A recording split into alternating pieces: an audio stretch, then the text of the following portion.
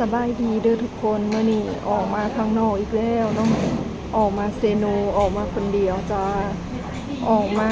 ซื้อยาให้มาน้อยเนาะมาน้อยบ่สบายแต่บ่ฮู้ว่าซื้อไปแล้วมันจะเศร้าบ่เพราะว่าคือข่อยเคยเอาคลิปมันลงอยู่เฟซเมื่อวานนี่แหละเนาะปากมันบวมคางมันเป็นเนื้อก้อนแบบแข็งๆอยู่ตรงคางแล้วก็ปากบวมตานี่คือแบบริมตาก็เป็นตุ่มเป็นพดน้อยๆแล้วก็บางตุ่มก็แตกออกเป็นเลือดแต่บางตุ่มก็แตกออกเป็นหนองใสๆแล้วก็แตกออกเป็นเลือดเนาะทุกคนตามริมตานี่คือแบบว่าโปแล้วก็เป็นตุ่มเป็นพดขึ้นตามดังตามปากก็คือแบบว่าเป็นตุ่มเป็นพดขึ้นหน้าบวมตาบวมแบบขี้ตาเต็มตามื้อเช้านี่แบบมันนอนมันคืนแล้วขี้ตามันแห้งติดตามันมืนบ่ได้เลยทุกคนเลยก็ต้องเอาสำลีจุ่มน้ำร้อนแล้วก็ไปเสร็จตาให้มันแบบอีตนมันแห้งนะก็มาซื้อยาอยู่ห้านขายยาสัตว์แต่บ่ฮู้ว่ามันจะเศร้าหรือบ่เนาะถ้ามีเงินหลายๆก็คืออยากพาไปในเมืองสวรรณเขตไปหาหมอไปคลินิกสัตว์ไปโรงหมอสัตว์ไปคลินิกสัตว์โดยเฉพาะเนาะแต่ที่ข่อยมาเซนูนี่ขี่รถมาแต่บ้าน20กิโลเด้ทุกคนมันจะเป็นห้านขายยาสัตว์ซื่อๆแต่เขาบ่แม่นหมอเขาบ่แม่นแพทย์เนาะเขาบ่สามารถตรวจให้ได้ว่ามันเป็นหยังมีแต่ว่าเฮาลองไปซื้อยาเบิ่งก่อนเฮาบอกอาการสัตว์ไปว่ามันเป็นแนวนี้แล้วก็ลองซื้อยาไปให้มันกินหรือว่าซักให้มันลองเบิ่งก่อนเนาะว่ามันจะดีบ่ถ้าบ่ดีก็คือได้พาไปในเมืองพู้นแหละในเมืองสวรรค์พู้นแหละเนาะทุกคนในเมืองสวรรค์จากบ้านคนมานี่ก็ประมาณ40-50กิโลได้ทุกคนเอ้ยอันนี้ยังว่ามีแค่20กิโลเนาะก็ถือว่าไกลอยู่ได้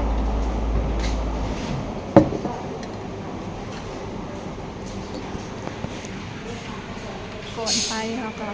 มาเติมท้องก่อนเพราะว่า2 โมงแล้วบ่ทันได้กินข้าวเลยทุกคนสั่งเกาเหลาเนาะ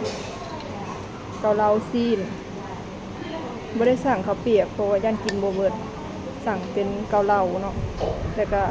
กะเพราหมูกรอบเนาะทุกคนคือแบบว่า2 โมงแล้วบ่ทันได้กินข้าวเทื่อ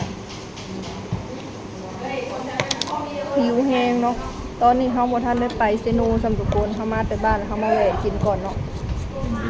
ห้านเก่าห้านเดิมห้านประจำ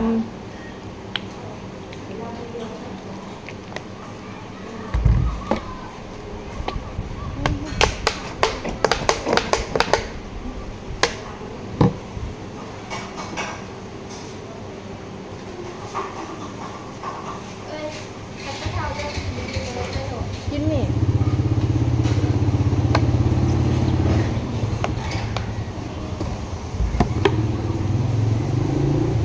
หิวข้าวแห้งทุกคนเลย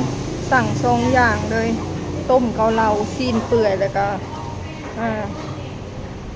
กะเพราหมูกรอบเนาะหิวแห้งค่ะนะ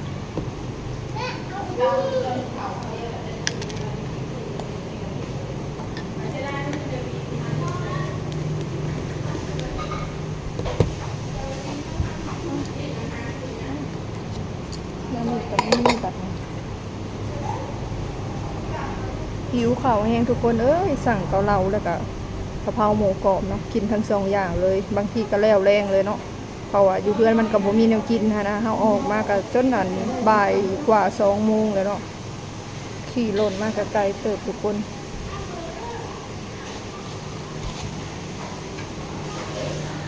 มีผักมีหมักถั่วผักกินกับเกาเหลานี่แหละข่อยบ่ได้สั่งเป็นเส้นข้าวเปียกสั่งเป็นเกาเหลาถ้าสั่งเป็นเส้นข้าวเปียกนี่แน่นอนว่ากินบ่เบิดเพราะว่าข่อยบ่ได้อยากข้าวเปียกปานใดข่อยจะกินแบบสดร้อนๆแล้วก็อยากกินข้าวนำนะก็เลยสั่งเป็นกะเพราหมูกรอบแล้วก็นี่แหละต้มเกาเหลานี่แหละก็บ่หลายก็ได้น้องทุกคนตัว35,000จักบาทเป็นเงินไทยใส่ถั่วงอกใส่ซีนหิวข้าวแห้งๆทุกคนห้านเก่าห้านประจำห้านอันนี้แม่นข่อยมาแวะตลอดเลยเนาะทางไปซินูก็สิไปทางพุ่นทางเมื่อบ้านก็เป็นสิมาทางพี่เนาะขี่รถมาไปบ้าน10 กว่ากิโลเกือบ20แล้วเนาะมาซื้อยาให้มาโทรใจแฮงนำงานเนาะทุกคนมา1 เดือนกำลังเป็นตะหักตะแพงอีตนมันนะก็เลยมาลองซื้อยาเมื่อหายมันเบิ่งถ้าบ่ดีก็คือสิจำเป็นหาคนพาไปอยู่ คลินิกสัตว์อยู่สวรรค์พุ่นแหละสวรรค์ทางไกลได้ทุกคน40-50 กิโลพุ่นหิวข้าวแห้งสั่งทั้งคะน้าหมูกรอบแล้วก็เกาเหลามากินเนาะทุกคนฟ้าวกินฟ้าวไปก็เนาะเพราะว่ามืดฟ้ามืดฝนมาแล้วเบิ่งทรงฝนคือสิตกบ่รอดแท้ๆข่อยว่ามื้อนี้เนาะ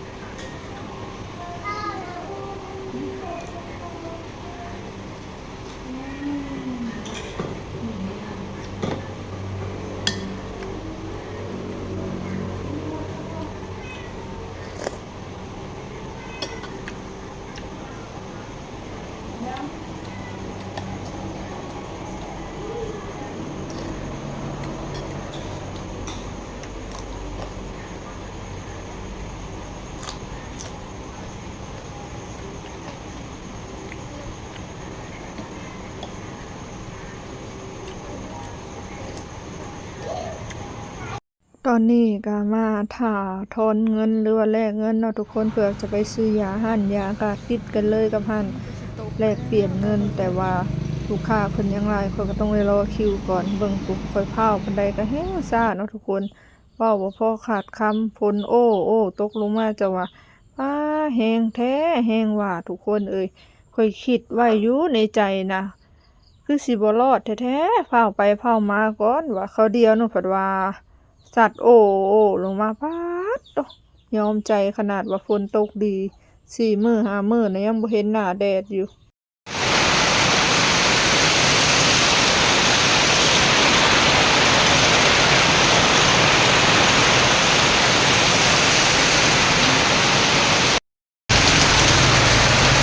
สภาพตอนนี้ก็คือ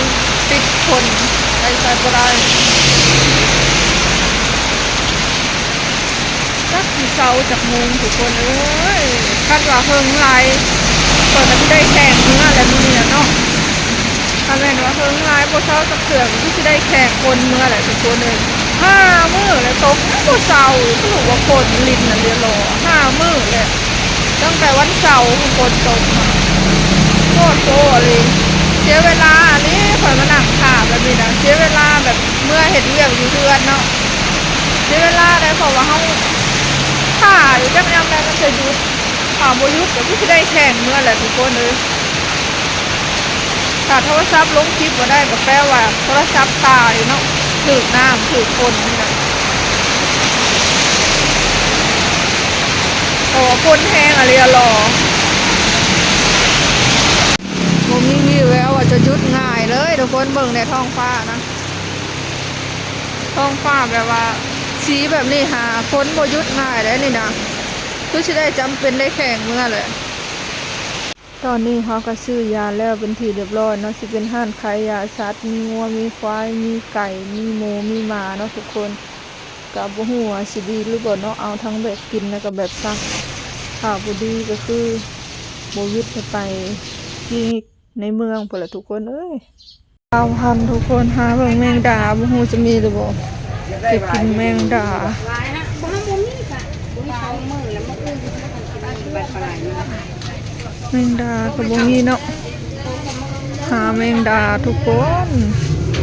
บ่แลกกระเทินนั่นมาเลยจะมาแหวเลยได้ซื้อมาป้าจะเลาะหาแมงดากันโอ้โหห้านได้สิมีฝนตกเปื้อนเนาะทุกคนอันนี้เขาเฮ็ดใหม่แล้วนะตอนเขาบ่เฮ็ดใหม่นะแฮงเปื้อนกว่านี้ตลาดแรงเซโนเลาะเบิ่งเนาะถ้าบ่มีก็คือสิได้แต่ปลาอันนี้แหละได้ปลาครึ่งโลทุกคนได้ปลาครึ่งโลเป็นปลาขาวเนาะปลาขาวแม่น้ำของบ่มีสำทุกคนเอ้ยมาหาแมงดากับบ่มีสำ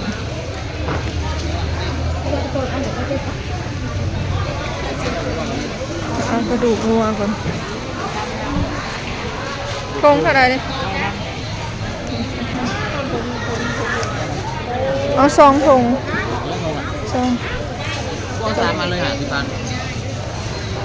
เอา3เลยก็ได้ 3เลยปลาลายกันเลย 3 ถุง50,000บอตอนนี้ก็มาหอดเฮือนเนาะทุกคนก็มืดภาพมืดพ้นเนาะพ้นห้วยหน่อยหนึงเขาก็เร่งรีบมาเลยจ้ะว่ามาแกงเห็ดกินทุกคนว่าสิบ่กินข้าวแรงอะไรแต่บังเอิญเอื้อยเพิ่นไปหาเห็ดได้เห็ดมาก็เลยสิแกงกินซะเนาะเห็ดดินเห็ดหญ้าเห็ดรวมเม็ดเนาะมาก็ลองให้มันกินยาเบิ่งซักยาเบิ่งถ้าบ่ดีก็คือสิได้ไปโรงหมออยู่สวรรณเขตเนาะทุกคนถ้าดีก็ดีใจเนาะมันจะบ่ได้เปลืองเงินหลายหั้นนะถ้าบ่ดีก็จำเป็นแหละทุกคนหาคนพาไปเนาะแกงเห็ดมาเด้อทุกคนกินข้าวแกงเห็ดเนาะฝากเป็นกำลังใจฝากโฆษณาให้เด้อติดตามนำเด้อ